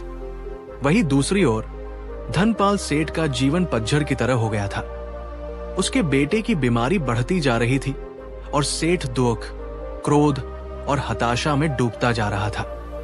उसने पूजा पाठ, दान पुण्य सब कुछ लगभग बंद कर दिया था। वो हर किसी पर चिल्लाता और कहता, कोई भगवान नहीं है, कोई पुण्य कर्म नहीं है, सब धोखा है। एक दिन जब हरिदास अपने खेत से लौट रहा था, तो उसने देखा कि धनपाल का एक पुराना वफादार सेवक, जिसे सेठ ने हाल ही में क्रोध में आकर नौकरी से निकाल दिया था, भूख से व्याकुल होकर रास्ते में बैठा रो रहा था। हरिदास का हृदय करुणा से भर गया। वो उसे अपने घर ले आया, उसे भोजन कराया और उसे अपने यहां काम पर रख लिया। ये बात जब गांव में फैली तो कुछ ईर्ष्यालु लोगों ने धनपाल सेठ के कान भरने शुरू कर दिए। उन्होंने कहा, सेठ जी, देखा, आपका नौकर भी आपका दुश्मन बन गया। ये हरिदास आजकल बहुत धर्मात्मा बन रहा है, पर असल में ये आपकी जगह लेना चाहता है। क्रोध और दुख में अंधे हो चुके धनपाल ने इन बातों पर विश्वास कर लिया। उसे लगा कि हरिदास उसकी बर्बादी का मजाक उड़ा रहा है। एक रात ईर्ष्या और बदले की आग में जलते हुए धनपाल ने चुपके से हरिदास के लहलहाते खेत के एक कोने में आग लगा दी। आग ज्यादा नहीं फैली, पर हरिदास की मेहनत का एक हिस्सा जलकर राख हो गया। सुबह जब हरिदास ने यह देखा तो एक पल के लिए उसका दिल बैठ गया। उसे पता था कि यह काम धनपाल का ही हो सकता है, और यहीं हरिदास के मन में एक नया गहरा द्वंद्व पैदा हुआ। वो सोचने लगा, मैं तो बुद्ध के बताए मार्ग पर चल रहा हूं, मेरी नीयत शुद्ध है, मेरे कर्म कुशल है, मैं किसी का बुरा नहीं चाहता, यहां तक कि मैंने धनपाल के प्रति भी करुणा दिखाई। फिर भी मेरे साथ ये बुरा क्यों हुआ? मेरे अच्छे कर्मों का फल मुझे तुरंत क्यों नहीं मिला? और धनपाल, जिसने इतना बड़ा अकुशल कर्म किया, उसे कोई तत्काल दंड क्यों नहीं मिला? क्या कर्मफल मिलने में कोई देरी होती है, या मेरे ही किसी पुराने बुरे कर्म का फल आज मुझे मिला है? ये विचार उसे अंदर तक बेचैन कर गया। उसे अपने अतीत की वो गलतियां याद आने लगी जो उसने अज्ञानतावश की थी। उसे डर लगने लगा कि कहीं वे पुराने कर्म एक एक करके अब अपना फल तो नहीं देंगे। इस गहरी शंका और कर्मफल के समय चक्र टाइमिंग को समझने के लिए हरिदास ने एक बार फिर बुद्ध की शरण में जाने का निर्णय लिया। दोस्तों, हरिदास का ये द्वंद्व बहुत ही स्वाभाविक है। हम सब चाहते हैं कि हमारे अच्छे कर्मों का फल तुरंत मिले और बुरे कर्मों का दंड भी तुरंत। पर जब ऐसा नहीं होता तो हमारा विश्वास डगमगाने लगता है। क्या आपने भी कभी ऐसा महसूस किया है? क्या आपके मन में भी ये सवाल उठा है कि कर्मफल कब और कैसे मिलता है? अपनी राय कमेंट्स में साझा करें। हरिदास जब तीसरी बार बुद्ध के पास पहुंचा तो उसके मन में एक साधक की सच्ची जिज्ञासा थी। वो कर्म के विधान की कार्यप्रणाली को पूरी तरह से समझ लेना चाहता था। उसने बुद्ध को पूरी घटना बताई, कैसे उसने धनपाल के सेवक की मदद की और कैसे बदले में धनपाल ने उसके खेत में आग लगा दी। फिर उसने अपने मन के सबसे बड़े प्रश्न को बुद्ध के समक्ष रखा। भगवान, कृपा करके मुझे समझाइए कि कर्मफल का विधान कैसे काम करता है। क्या हर कर्म का फल तुरंत मिलता है या इसमें समय लगता है? और भगवान, सबसे बड़ा प्रश्न, मेरे जैसे व्यक्ति जिसने अतीत में न जाने कितने ही अकुशल कर्म किए होंगे, क्या उन कर्मों का फल भोगना ही पड़ेगा? क्या उन पुराने बुरे कर्मों के प्रभाव से बचने का या उसे कम करने का कोई मार्ग है? हरिदास के इस गहरे प्रश्न को सुनकर बुद्ध गंभीर हो गए। उन्होंने अपने शिष्यों की ओर देखा और कहा, भिक्षुओं, हरिदास का प्रश्न अत्यंत महत्वपूर्ण है। ये कर्म के सबसे जटिल पहलुओं में से एक है। इसे ध्यान से सुनो। फिर वे हरिदास की ओर मुड़े और बोले, हरिदास, तुम्हारा ये सोचना कि हर कर्म का फल तुरंत मिलना चाहिए एक बच्चे की सोच की तरह है जो आज आम की गुठली बोकर कल मीठे फल खाने की उम्मीद करता है। कर्मफल का विधान इतना सरल और रैखिक लिनियर नहीं है। ये एक विशाल, जटिल और बहुआयामी प्रक्रिया है। कुछ कर्म बीज ऐसे होते हैं जो तुरंत अंकुरित होकर इसी जीवन में फल दे देते हैं। इन्हें दिट्ठधम वेदनीय कर्म कहते हैं। कुछ कर्म बीज ऐसे होते हैं जो इस जीवन में नहीं बल्कि अगले जन्म में फल देने के लिए पकते हैं। इन्हें उपपज्ज वेदनीय कर्म कहते हैं। और कुछ कर्म बीज ऐसे होते हैं जो न इस जन्म में न अगले जन्म में बल्कि उसके भी बाद, जब तक कि तुम निर्वाण को प्राप्त नहीं कर लेते, कभी भी जब भी उन्हें अनुकूल परिस्थितियां मिलती हैं तब फल देते हैं। इन्हें अप्राप्रिय वेदनीय कर्म कहते हैं। इसलिए हरिदास, ये देखकर विचलित मत हो कि तुम्हारे अच्छे कर्म का फल तुरंत नहीं मिला या धनपाल को उसके बुरे कर्म का दंड तुरंत नहीं मिला। हर बीज अपने पकने का समय लेता है। कोई जल्दी पकता है, कोई देर से, पर यह निश्चित है कि जो बीज बोया गया है उसका फल कभी नष्ट नहीं होता। वो आज नहीं तो कल, कल नहीं तो परसों मिलेगा जरूर। ये सुनकर हरिदास को कर्मफल के समय चक्र का तो कुछ अंदाजा हुआ, पर उसके मन का मुख्य भय अभी भी बना हुआ था। उन पुराने बीजों का क्या जो मैं पहले ही बो चुका हूं? हरिदास के मन के भय को पढ़ते हुए बुद्ध ने उसे कर्म शुद्धि का, या यूं कहें कि बुरे कर्मों के प्रभाव को निष्फल करने का सबसे बड़ा रहस्य बताया। उन्होंने कहा, हरिदास, अब अपने मुख्य प्रश्न पर आते हैं। क्या पुराने बुरे कर्मों का फल भोगना ही पड़ता है? इसका उत्तर हाँ भी है और नहीं भी। ये हाँ इसलिए है क्योंकि जो बीज बोया जा चुका है उसे पूरी तरह से नष्ट नहीं किया जा सकता। वो अपना अस्तित्व बनाए रखता है। पर इसका उत्तर नहीं इसलिए है क्योंकि हम उस बीज के फल की तीव्रता को, उसकी कड़वाहट को लगभग शून्य के बराबर कर सकते हैं। हरिदास ने उत्सुकता से पूछा, वो कैसे भगवान? बुद्ध ने उसे एक अद्भुत उदाहरण से समझाया। उन्होंने कहा, हरिदास, कल्पना करो कि मेरे हाथ में नमक की एक छोटी सी डली है। ये तुम्हारे अतीत का एक बुरा कर्म है। अब मैं इस नमक की डली को एक गिलास पानी में डाल देता हूं और उसे घोल देता हूं। अब अगर तुम उस गिलास का पानी पियोगे तो तुम्हें कैसा लगेगा? हरिदास ने कहा, भगवान, वो पानी बहुत खारा होगा, उसे पीना असंभव होगा। बुद्ध ने कहा, बिल्कुल सही। अब कल्पना करो कि मैं उसी नमक की डली को, उतनी ही मात्रा की डली को पास की इस विशाल मीठे पानी की झील में डाल देता हूं। अब अगर तुम उस झील का एक गिलास पानी पियोगे तो तुम्हें कैसा लगेगा? क्या तुम्हें उस नमक का खारापन महसूस होगा? हरिदास की आंखें आश्चर्य से फैल गई। उसने कहा, नहीं भगवान, झील इतनी विशाल है कि उस एक छोटी सी डली का खारापन उसमें पता ही नहीं चलेगा। पानी मीठा का मीठा ही रहेगा। बुद्ध के चेहरे पर एक प्रज्ञा की दीप्ति छा गई। उन्होंने कहा, बस हरिदास, यही कर्म शुद्धि का सबसे बड़ा रहस्य है। वो नमक की डली तुम्हारा अतीत का बुरा कर्म है और वो पानी तुम्हारा वर्तमान का चित्त, मन और तुम्हारे वर्तमान के कुशल कर्म है। जब एक व्यक्ति का चित्त छोटा होता है, संकीर्ण होता है, जब वो अच्छे कर्म बहुत कम करता है और उसका जीवन पापों से भरा होता है, तो उसका जीवन उस एक गिलास पानी की तरह होता है। तब अतीत का एक छोटा सा बुरा कर्म भी जब फल देता है तो वो उसके जीवन में जहर घोल देता है, उसे असहनीय पीड़ा देता है।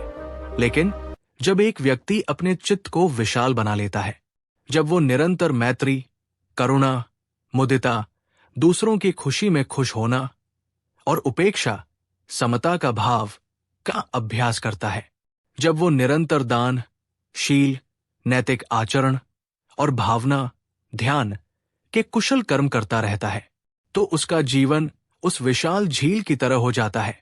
तब जब अतीत का वही छोटा सा बुरा कर्मरूपी नमक की डली फल देने के लिए आती भी है, तो वो उसके विशाल और शुद्ध चित्तरूपी जल में घुल मिलकर अपना प्रभाव खो देती है। उसे शायद पता भी नहीं चलता कि कब कोई बुरा कर्म फल देकर चला गया। उसके जीवन की मिठास, उसकी शांति बनी रहती है। इसलिए हरिदास, अतीत की गलतियों पर रोने और ग्लानि में डूबने से कुछ नहीं होगा। वो तो समय की बर्बादी है। अगर तुम अतीत के बुरे कर्मों के प्रभाव से बचना चाहते हो तो उसका एकमात्र उपाय है वर्तमान में इतने अधिक, इतने शक्तिशाली और इतने निरंतर कुशल कर्म करो कि तुम्हारा चित्त एक विशाल झील बन जाए, जिसमें अतीत के छोटे मोटे कंकड़ पत्थर कोई हलचल ही पैदा न कर सके। ये सुनकर हरिदास को लगा जैसे उसके सिर से जन्मों का बोझ उतर गया हो। उसे मुक्ति का, शुद्धि का एक स्पष्ट और व्यावहारिक मार्ग मिल गया था। दोस्तों, बुद्ध की ये नमक की डली की उपमा कितनी अद्भुत और जीवन बदलने वाली है। ये हमें सिखाती है कि अतीत को बदला नहीं जा सकता, पर वर्तमान के कुशल कर्मों से उसके प्रभाव को शून्य किया जा सकता है। अगर इस शिक्षा ने आपके मन को छुआ है और आपको अतीत के बोझ से मुक्त होने की आशा दी है, तो इस वीडियो को अभी एक लाइक दीजिए और कमेंट में लिखिए, मैं अपने वर्तमान को शक्तिशाली बनाऊंगा। बुद्ध ने अपनी बात को और भी पुष्ट करने के लिए हरिदास और अपने शिष्यों को एक जीवंत, घटित हुई घटना का उदाहरण दिया। क्रूर डाकू अंगुलिमाल की कथा। बुद्ध ने बताया, श्रावस्ती के जंगलों में एक समय अंगुलिमाल नाम का एक खूंखार डाकू रहता था। उसने अपने गुरु के बहकावे में आकर ये प्रतिज्ञा ली थी कि वो 1000 पुरुषों की हत्या करके उनकी उंगलियों की माला पहनेगा। वो 999 लोगों की हत्या कर चुका था। उसके नाम से पूरा राज्य कांपता था। उसके कर्म कितने भयानक थे, कितने अकुशल थे, इसकी कल्पना करो। कर्म के सामान्य विधान के अनुसार उसे कई कल्पों तक नरक की असहनीय पीड़ा भोगनी पड़ती। पर फिर क्या हुआ? मेरी उससे भेंट हुई। धर्म के उपदेश ने उसके भीतर सोई हुई मानवता को जगा दिया। उसे अपनी गलतियों पर तीव्र पश्चाताप हुआ। उसने हिंसा का मार्ग छोड़ दिया और भिक्षु संघ में शामिल हो गया। भिक्षु बनने के बाद उसने अपने चित्त को शुद्ध करने के लिए कठोर साधना की। उसने दिन रात ध्यान किया। जब वो भिक्षा के लिए गांव में जाता तो लोग उसे पत्थर मारते, गालियां देते, क्योंकि वे उसके अतीत को भूले नहीं थे। ये उसके पुराने कर्मों का फल था जो उसे मिल रहा था। पर अंगुलिमाल उन सब पत्थरों और गालियों को शांत भाव से, समता से सहता रहा। उसके मन में उन लोगों के प्रति कोई क्रोध या द्वेष नहीं जागा। वो अपने मन में सभी के लिए मैत्री और करुणा का भाव रखता। अपने इस तीव्र पश्चाताप, कठोर साधना और वर्तमान के अत्यंत शक्तिशाली कुशल कर्मों के बल पर उसने अपने चित्त को इतना विशाल और शुद्ध बना लिया कि उसके 1999 हत्याओं जैसे भयानक कर्मों का प्रभाव भी क्षीण पड़ गया और अंत में इसी जीवन में वो एक अरहत पूर्ण ज्ञानी बनकर निर्वाण को उपलब्ध हुआ। तो हरिदास, अगर अंगुलिमाल जैसा महापापी भी अपने वर्तमान के पुरुषार्थ से अपने अतीत के भयानक कर्मों के फल को पार कर सकता है, तो तुम, जिसने तो बहुत छोटे मोटे अकुशल कर्म ही किए होंगे, क्यों नहीं कर सकते? अंगुलिमाल की ये सच्ची कहानी सुनकर हरिदास और वहां उपस्थित सभी लोगों के रोंगटे खड़े हो गए। उन्हें कर्म के विधान और वर्तमान क्षण की शक्ति पर अटूट विश्वास हो गया। अब हरिदास को कर्म शुद्धि का स्पष्ट, व्यावहारिक और प्रमाणित मार्ग मिल चुका था। उसे समझ आ गया था, 1. अतीत पर पछताना व्यर्थ है, जो हो गया सो हो गया। उसे पकड़कर बैठने से केवल दुख मिलेगा। 2. वर्तमान ही शक्ति है हमारे हाथ में, केवल अभी और यहां है। यही वो क्षण है जहां हम अपने भविष्य को बदल सकते हैं। 3. चित्त को विशाल बनाना है निरंतर कुशल कर्मों, दान, शील, भावना, मैत्री, करुणा के अभ्यास से अपने मन को इतना बड़ा और शुद्ध बनाना है कि अतीत के बुरे कर्म अपना असर खो दें। वो एक नए संकल्प के साथ गांव लौटा। अब उसके मन में न भविष्य की चिंता थी, न अतीत का बोझ। उसका पूरा ध्यान अपने वर्तमान क्षण के कर्म पर केंद्रित हो गया। उसने धनपाल को भी मन ही मन क्षमा कर दिया, ये समझकर कि वह भी अपने अकुशल कर्मों के कारण दुख भोग रहा है। उसका जीवन अब केवल कर्म नहीं, बल्कि एक कर्मयोग बन गया था, जहां हर क्रिया शुद्धि और मुक्ति का साधन थी। तो मेरे प्यारे साथियों, आज हमने कर्म के एक और अत्यंत गहरे और आशावादी रहस्य को समझा। बुद्ध हमें ये नहीं सिखाते कि हम अपने अतीत के कैदी हैं। वे हमें सिखाते हैं कि हमारे पास वर्तमान क्षण की अद्भुत शक्ति है, जिससे हम अपने अतीत के प्रभाव को भी बदल सकते हैं। आज का सबसे बड़ा सबक, अतीत की गलतियों पर रो मत। वर्तमान में अपने चित्त को कुशल कर्मों की झील से इतना विशाल बना लो कि अतीत के बुरे कर्म रूपी नमक की डलिया उसमें बेअसर हो जाए। ये आशा का, रूपांतरण का और आत्म सुधार का मार्ग है। लेकिन यात्रा अभी भी समाप्त नहीं हुई है।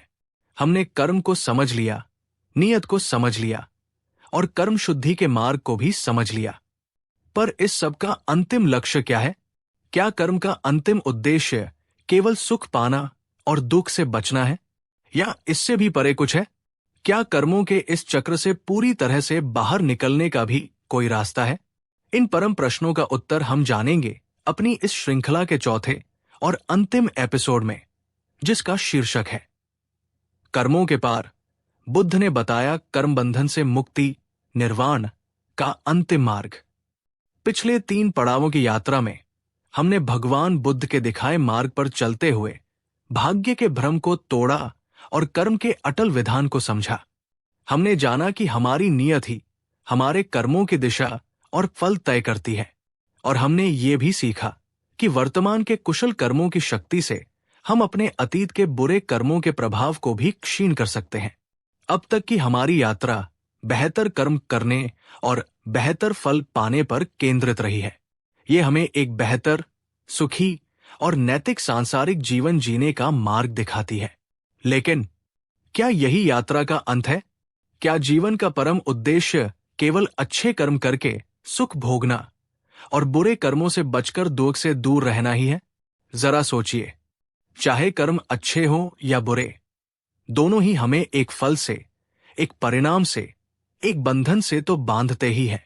अच्छे कर्म सोने की जंजीर है और बुरे कर्म लोहे की है, तो दोनों ही जंजीरें जो हमें जन्म मृत्यु के इस चक्र, संसार में बार बार घुमाती रहती है। तो क्या कोई ऐसा मार्ग भी है जो हमें इन दोनों ही जंजीरों से मुक्त कर दे? क्या कर्मों के इस खेल से, इस चक्र से पूरी तरह से बाहर निकलने का भी कोई रास्ता है? जी हाँ, है। और वही बुद्ध की शिक्षा का सर्वोच्च शिखर है, उनका अंतिम और परम उपदेश है। आज इस अंतिम एपिसोड में हम जानेंगे कि कर्म का अंतिम लक्ष्य केवल कुशल कर्म करना नहीं, बल्कि कर्म बंधन से ही मुक्ति पा लेना है। हम समझेंगे कि निर्वाण क्या है और कैसे बुद्ध ने हमें कर्म करते हुए भी कर्मों के फल से अलिप्त रहने की कला सिखाई। आज की कहानी हरिदास को उसकी यात्रा के अंतिम शिखर पर ले जाएगी, जहां वो केवल एक सफल किसान ही नहीं, बल्कि एक प्रज्ञावान साधक बन जाएगा। ये एपिसोड इस पूरी श्रृंखला का सार है, जो आपको जीवन के परम लक्ष्य की एक झलक दे सकता है। इसलिए मैं आपसे अनुरोध करता हूं कि अपने मन को पूरी तरह से शांत और एकाग्र करके इस अंतिम रहस्य को समझने का प्रयास करें। तो चलिए, कर्म के इस महासागर को पार करके उस पार के किनारे यानी निर्वाण को समझने की इस परम यात्रा पर आगे बढ़ते हैं। बुद्ध से कर्म शुद्धि का मार्ग जानकर लौटने के बाद हरिदास के जीवन में एक अभूतपूर्व रूपांतरण आया। उसने अपने वर्तमान को कुशल कर्मों की एक विशाल झील बना लिया था, जिसमें अतीत के बुरे कर्मों का खारापन अब कोई मायने नहीं रखता था। कई वर्ष बीत गए। हरिदास अब गांव का सबसे सफल और सम्मानित व्यक्ति बन चुका था। उसकी मेहनत और सही नियत ने उसे भौतिक समृद्धि तो दी ही थी, पर उससे भी बढ़कर उसे एक गहरी मानसिक शांति और संतोष प्रदान किया था। वो अब किसी भी परिस्थिति में विचलित नहीं होता था। अगर फसल अच्छी होती तो वो कृतज्ञ होता, अहंकार नहीं करता। अगर कभी कोई नुकसान हो जाता तो वो उसे अपने किसी पुराने कर्म का फल समझकर शांत भाव से स्वीकार कर लेता और फिर से अपने पुरुषार्थ में लग जाता। उसने धनपाल को भी क्षमा कर दिया था। समय के साथ अपने कर्मों का फल भोगते हुए धनपाल का अहंकार भी टूट चुका था और वो एक शांत, एकाकी जीवन जी रहा था। हरिदास अक्सर उसकी भी निस्वार्थ भाव से मदद कर दिया करता था। बाहर से देखने पर हरिदास का जीवन परिपूर्ण था। उसने कर्म के विधान को समझकर अपने जीवन को दुख से सुख की ओर मोड़ लिया था। लेकिन जैसे जैसे उसका मन और शांत और सूक्ष्म होता गया, उसके भीतर एक नई और बहुत ही गहरी बेचैनी जन्म लेने लगी। वो अक्सर एकांत में बैठकर सोचता, मैंने बुरे कर्मों को छोड़कर अच्छे कर्म करना सीख लिया। इससे मुझे सुख और शांति मिली, पर यह सुख भी तो अस्थाई ही है। आज मैं स्वस्थ हूं, कल बीमार पड़ सकता हूं। आज मेरे प्रियजन मेरे साथ हैं, कल वे बिछड़ सकते हैं। ये सफलता भी तो स्थायी नहीं है। ये सब कुछ, ये सुख भी अनित्य है, बदलने वाला है। मैं अच्छे कर्म करता हूं ताकि मुझे भविष्य में अच्छा फल मिले, पर यह फल की आशा भी तो एक बंधन ही है। मैं सुख के फलों से भी बंधा हुआ हूं। जब तक ये मैं और मेरा फल का भाव है, तब तक क्या सच्ची और स्थायी शांति मिल सकती है? ये जन्म मृत्यु का चक्र, ये कर्म करने और फल भोगने का अंतहीन सिलसिला, क्या इसका कोई अंत नहीं है? क्या कोई ऐसी अवस्था है जो सुख और दुख, अच्छा और बुरा, पाना और खोना, इन सबसे परे हो? ये प्रश्न अब उसे रात दिन मथने लगा था। वो कर्म के खेल को जीत तो गया था, पर अब वो इस खेल से ही बाहर निकलना चाहता था। इसी परम जिज्ञासा को शांत करने के लिए वो अपने जीवन में चौथी और अंतिम बार बुद्ध की शरण में जाने के लिए निकल पड़ा। दोस्तों, हरिदास की ये बेचैनी एक साधारण सांसारिक व्यक्ति की नहीं, बल्कि एक गहरे साधक की बेचैनी है। क्या आपने भी कभी अपने जीवन के सबसे सुखद क्षणों में ये महसूस किया है कि ये सब भी अस्थायी है और सच्ची शांति शायद इससे भी परे कुछ है? क्या आपके मन में भी कभी अस्तित्व के इन गहरे प्रश्नों ने दस्तक दी है? कमेंट्स में हाँ या नहीं में अपना अनुभव बताएं। हरिदास जब इस बार बुद्ध के पास पहुंचा तो वो कोई सांसारिक समस्या लेकर नहीं आया था। उसकी आंखों में एक गहरी आध्यात्मिक प्यास थी। उसने बुद्ध को प्रणाम किया और कहा, भगवन, आपकी कृपा से मैंने कर्म के विधान को समझा और अपने जीवन को दुखों से निकालकर सुख और शांति की ओर मोड़ा। मैं आपका अनंत आभारी हूं। पर भगवन, अब मेरा मन इससे आगे की सच्चाई जानना चाहता है। मैंने पाया है कि सुख भी अनित्य है और दुख भी। अच्छे कर्म का फल भी बंधन है और बुरे कर्म का फल भी। जब तक मैं इस कर्म और फल के चक्र में घूम रहा हूं, तब तक परम शांति, परम मुक्ति कैसे संभव है? भगवन, कृपा करके मुझे कर्मों के इस चक्र से पूरी तरह से बाहर निकलने का मार्ग बताएं। मुझे उस अवस्था के बारे में बताएं जो पाने और खोने, सुख और दुख से परे है। हरिदास के इस प्रश्न को सुनकर बुद्ध के चेहरे पर एक अत्यंत प्रसन्न और कोमल भाव आया। ये वही प्रश्न था जिसे सुनने के लिए वे वर्षों से प्रतीक्षा करते हैं। ये एक मुमुक्षु, मुक्ति का इच्छुक का प्रश्न था। उन्होंने हरिदास से कहा, साधु, हरिदास, साधु, तुम्हारा प्रश्न उत्तम है। तुमने कर्म यात्रा के अंतिम और सर्वोच्च लक्ष्य को जानने की इच्छा प्रकट की है। अधिकांश लोग तो सुख और स्वर्ग के स्तर पर ही अटक जाते हैं, पर तुम उससे भी आगे जाना चाहते हो। हां हरिदास, एक ऐसी अवस्था है जो सुख और दुख दोनों से परे है। एक ऐसा किनारा है जो जन्म और मृत्यु की इस नदी के उस पार है। एक ऐसी परम शांति है जिसे कोई सांसारिक आंधी तूफान छू नहीं सकता। उसी अवस्था को निर्वाण कहते हैं, यानी तृष्णा की आग का बुझ जाना। और कर्मों के बंधन से मुक्त होकर निर्वाण को पाने का जो मार्ग है, वो कर्मयोग से भी आगे अकर्म, नॉन एक्शन की अवस्था में ले जाता है। ये सुनकर हरिदास और वहां उपस्थित भिक्षु और भी एकाग्र हो गए। अकर्म का क्या अर्थ हो सकता है? क्या इसका अर्थ है कि हमें कर्म करना ही छोड़ देना चाहिए? बुद्ध ने हरिदास के मन में उठ रहे प्रश्न को समझते हुए कहा, अकर्म का अर्थ कर्म का त्याग नहीं है हरिदास, क्योंकि जब तक ये शरीर है तब तक कर्म तो होगा ही। सांस लेना भी एक कर्म है। अकर्म का अर्थ है कर्ता भाव का त्याग। इसका अर्थ है कर्म तो करना, पर यह भाव छोड़ देना कि मैं कर्म कर रहा हूं। फल की आशा तो छोड़ ही दो, कर्म करने वाले मैं के अहंकार को भी छोड़ दो। जब तुम इस भाव से कर्म करते हो तो कर्म तो होता है, पर वो तुम्हें बांधता नहीं। वो कोई नया कर्म बीज नहीं बनाता। बुद्ध ने इसे एक सुंदर उपमा से समझाया। हरिदास, क्या तुमने कमल का फूल देखा है? वो कीचड़ में ही जन्म लेता है, पानी में ही रहता है, पर न तो कीचड़ उसे गंदा कर पाता है और न ही पानी की बूंदें उसकी पंखुड़ियों पर ठहरती है। वो कीचड़ और पानी में रहते हुए भी उनसे पूरी तरह से अलिप्त, निर्लेप रहता है। ठीक इसी प्रकार निर्वाण के मार्ग पर चलने वाले साधक को इस संसार में रहना है, अपने सभी कर्तव्य कर्म करने हैं, पर कमल के फूल की तरह अलिप्त रहना है। उसे कर्म तो करने हैं, पर कर्म के फल और मैं करता हूं के भाव से चिपकना नहीं है। हरिदास ने पूछा, पर भगवन, ये अवस्था आएगी कैसे? ये कर्ता भाव कैसे छूटेगा? बुद्ध ने उत्तर दिया, इसका एकमात्र उपाय है साक्षी भाव का विकास, यानी विपश्यना, माइंडफुलनेस। जब तुम कोई भी कर्म करो तो उसे पूरी जागरूकता, पूरे होश के साथ करो। जब तुम खेत में हल चला रहे हो तो तुम्हारा पूरा ध्यान हल चलाने की क्रिया पर हो, तुम्हारे शरीर की हर हरकत पर, तुम्हारी हर सांस पर। उस समय भविष्य के फल के बारे में मत सोचो, नहीं अतीत की किसी बात के बारे में। बस उस कर्म के प्रति पूरी तरह से सजग और उपस्थित रहो। जब तुम भोजन कर रहे हो तो तुम्हारा पूरा ध्यान भोजन के हर कौर पर, उसके स्वाद पर, उसे चबाने की क्रिया पर हो। जब तुम्हारे मन में कोई विचार उठे, चाहे अच्छा या बुरा, तो उसे बस देखो एक साक्षी की तरह, जैसे तुम आकाश में तैरते बादलों को देख रहे हो।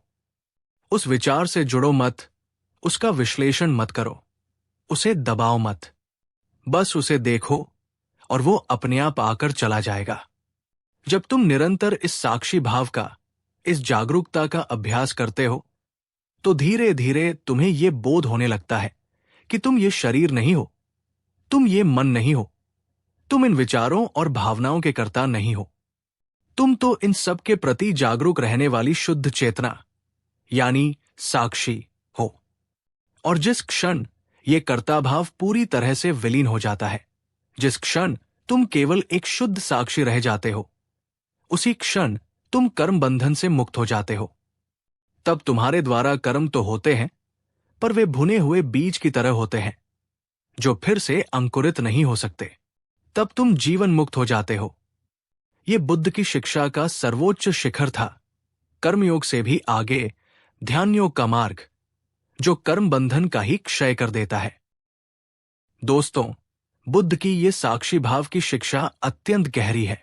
यह हमें सिखाती है कि सच्ची मुक्ति कर्म करने या न करने में नहीं, बल्कि कर्म को किस भाव से किया जा रहा है उसमें है। अगर आपको ये अंतिम रहस्य समझ में आ रहा है और आप भी अपने जीवन में इस साक्षी भाव को लाने का प्रयास करना चाहते हैं, तो इस वीडियो को एक लाइक दीजिए और कमेंट में लिखिए, मैं करता नहीं, साक्षी बनूंगा बनूंगी। बुद्ध से ये परम ज्ञान पाकर हरिदास की सारी बेचैनी, सारी आध्यात्मिक प्यास शांत हो गई। उसे अपना अंतिम लक्ष्य और उस तक पहुंचने का स्पष्ट मार्ग मिल गया था। अब वो केवल एक कुशल कर्मयोगी नहीं, बल्कि एक गंभीर ध्यान योगी बन गया। उसने अपने सांसारिक कर्तव्यों को नहीं छोड़ा। वो अब भी खेती करता, परिवार की देखभाल करता और समाज की सेवा करता रहा, पर अब उसके कर्म करने का ढंग पूरी तरह से बदल गया था। वो हर काम को पूरी जागरूकता और साक्षी भाव से करता। उसके लिए अब कोई काम छोटा या बड़ा नहीं था, हर काम ध्यान का एक अवसर था। वो कर्म करता, पर उसके परिणाम से पूरी तरह अनासक्त रहता। सफलता उसे अहंकार नहीं देती थी और असफलता उसे दुख नहीं देती थी। वो सुख और दुख, मान और अपमान, लाभ और हानि, इन सभी द्वंद्वों में समता का भाव रखने लगा। उसका जीवन कमल के फूल की तरह हो गया था। वो संसार में था, पर संसार अब उसके भीतर नहीं था। धीरे धीरे निरंतर अभ्यास से उसका कर्ता भाव पूरी तरह से क्षीण हो गया। वो जीवन मुक्त की अवस्था को प्राप्त हुआ।